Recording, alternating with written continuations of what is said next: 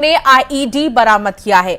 जवानों को नुकसान पहुंचाने की मंशा से इस आईईडी को लगाया गया था, लेकिन इस कोशिश को जवानों ने नाकाम साबित किया है। सर्चिंग के दौरान सीआरपीएफ से आईईडी सीआरपीएफ ने बरामद किए हैं। सुरक्षा बलों ने आईईडी को नष्ट कर दिया। लोहा गांव की ये पूरी घटना है।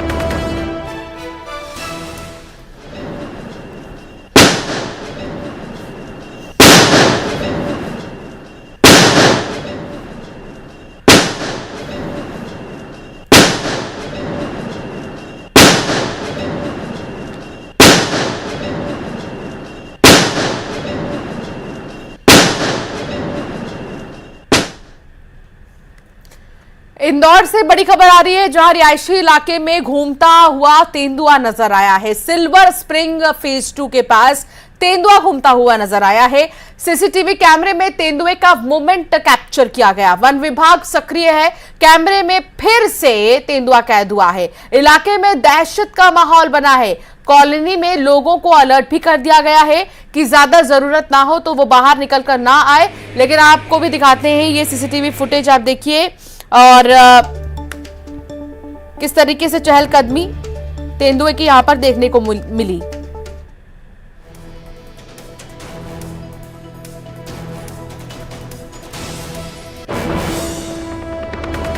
कॉलोनी में लोगों को अलर्ट कर दिया गया है। रिहायशी इलाके में तेंदुआ घूमता हुआ नजर आया। लोगों में दहशत का माहौल है। सिल्वर स्प्रिंग फेज 2 के पास तेंदुआ घूमते हुए नजर आया।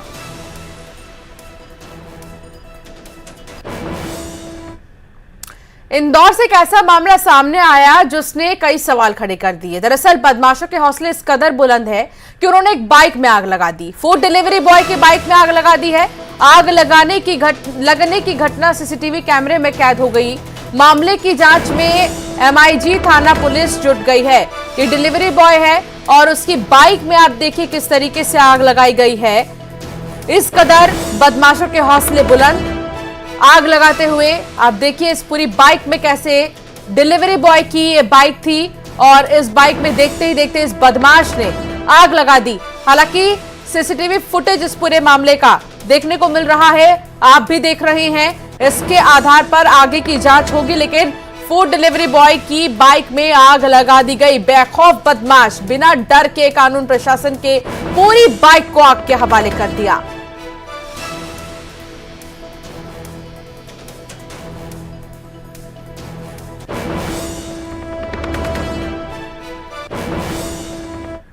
और अब बात राजधानी की, जहां आबोहवा इन दिनों खराब स्थिति में है। भोपाल का AQI 300 के पार पहुंच गया है, जिसे लेकर जिला प्रशासन एक्टिव मोड में आ गया है। जिला प्रशासन ने बढ़ते प्रदूषण को ध्यान में रखते हुए कई बड़े फैसले लिए हैं। इन फैसलों के बारे में ज्यादा जानकारी के लिए हमारे संवाददाता भोपाल कलेक्टर आशीष सिंह से बातचीत की, आपको भी सुनाते हैं। मध्य प्रदेश में वायु गुणवत्ता लगातार खराब हो रही है। राजधानी भोपाल की अगर बात करें तो AQI लेवल 300 के पार हो गया है और उसको कैसे सुधारा जाए, इसके लिए भोपाल कलेक्टर खुद सड़कों पर उतरे हुए हैं और एक एक चीज को बारीकी से मॉनिटर कर रहे हैं। वो हमारे साथ मौजूद है। सर, लगातार AQI लेवल बढ़ रहा है, उसको नीचे लाने के लिए किस तरह के प्रयास किए जा रहे हैं? देखिए, निश्चित रूप से AQI लेवल भोपाल की अगर हम लोग बात करें तो काफी बढ़ा हुआ है और उसके पीछे जो स्टडीज हुई हैं उनके 3 मुख्य कारण आए हैं। सबसे बड़ा कारण जो वाहनों से निकलने वाला धुआं है और खास तौर पर जो अनफिट वाहन हैं जो चल रहे हैं उनकी वजह से धुआं ज़्यादा निकलता है, वो सबसे बड़ा कारण है। इसके साथ साथ खुले में कचरे का जलना और धूल 2 अन्य प्रमुख कारण हैं। तो हम लोगों ने इन तीनों कारणों पे अलग अलग तरीके से कार्रवाइयां करना चालू करी हैं। जो वाहन सबसे बड़े चूंकि प्रदूषक हैं, इसीलिए उनका पोल्यूशन की चेकिंग जो है वो अच्छे तरीके से हो, इस पे फोकस किया जा रहा है। इसकी मशीनें बढ़ाने के लिए कल हमने पेट्रोल पंप एसोसिएशन की बैठक ली है और सभी पेट्रोल पंप पर इनको स्थापित किया जाएगा।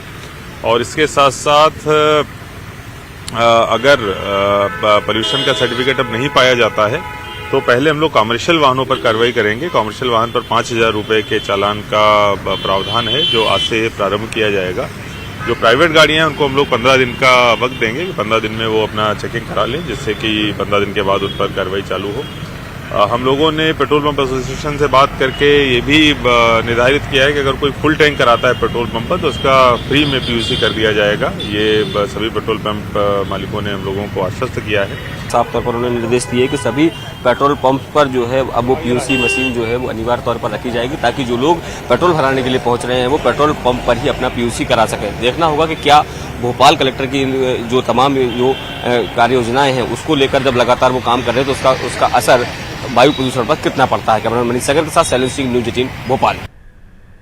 टीकमगढ़ से खबर आ रही है, दीवार गिरने से सड़क किनारे एक व्यक्ति की मौत हो गई है। दीवार के किनारे चल रहा था नाली निर्माण का काम और दीवार के नीचे एक मजदूर दब गया था।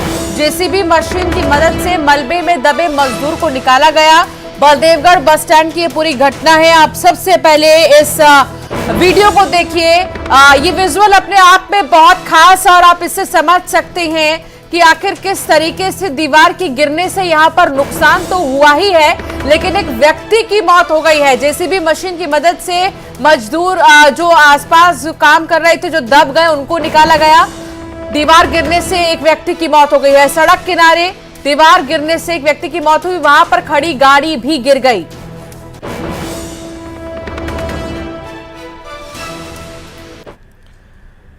ग्वालियर से मंत्री सुरेश राठखेड़ा के भतीजे की दबंगई का मामला सामने आया। मंत्री जी के भतीजे पर एक दलित युवक के साथ मारपीट का आरोप लगा है।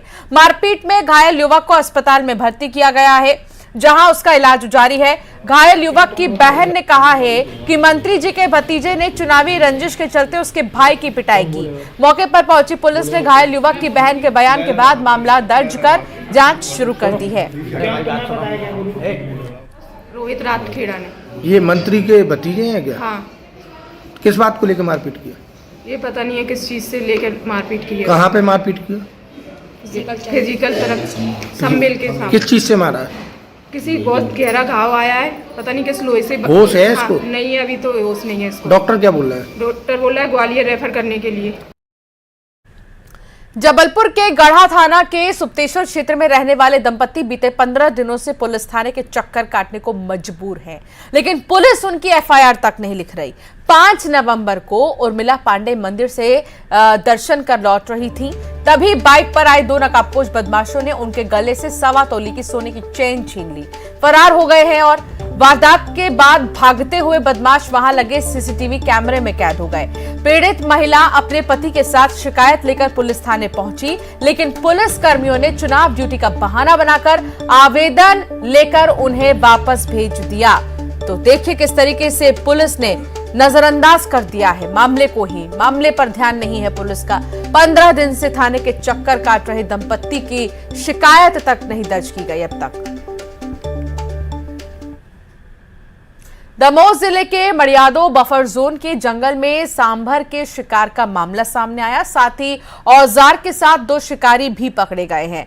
बाकी आरोपियों की तलाश जारी है। शिकार की सूचना पर वन परिक्षेत्र अधिकारी हृदेश हरि भार्गव अमले के साथ मौके पर पहुंचे। शिकारियों के कब्जे से वन्य जीव के अवशेष, सींग, औजार बरामद कर पूछताछ की जा रही है।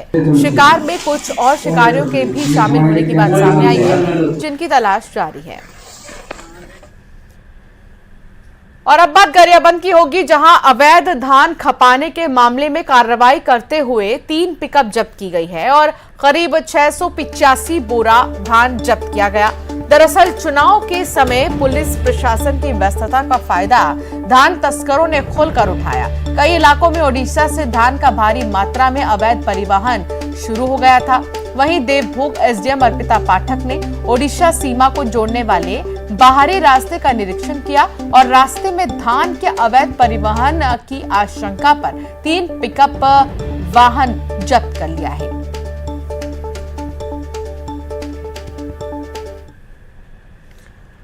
और अब बात होगी तेंदुए की। दरअसल गरियाबंद के शहरों में तेंदुए के घुसने से दहशत का माहौल है। शहर से लगे रावण भाठा में तेंदुआ दिखा है।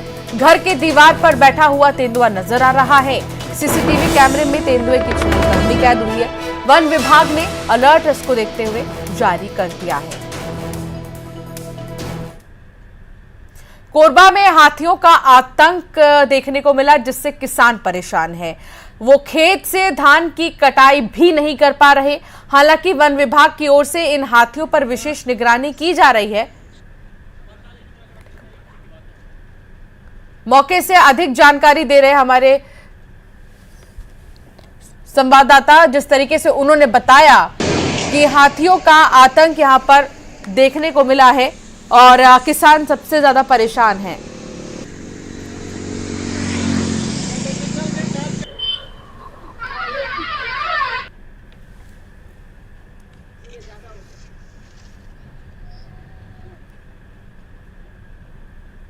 और फिलहाल बुलेटिन में इतना ही। खबरें आगे भी जारी रहेंगी।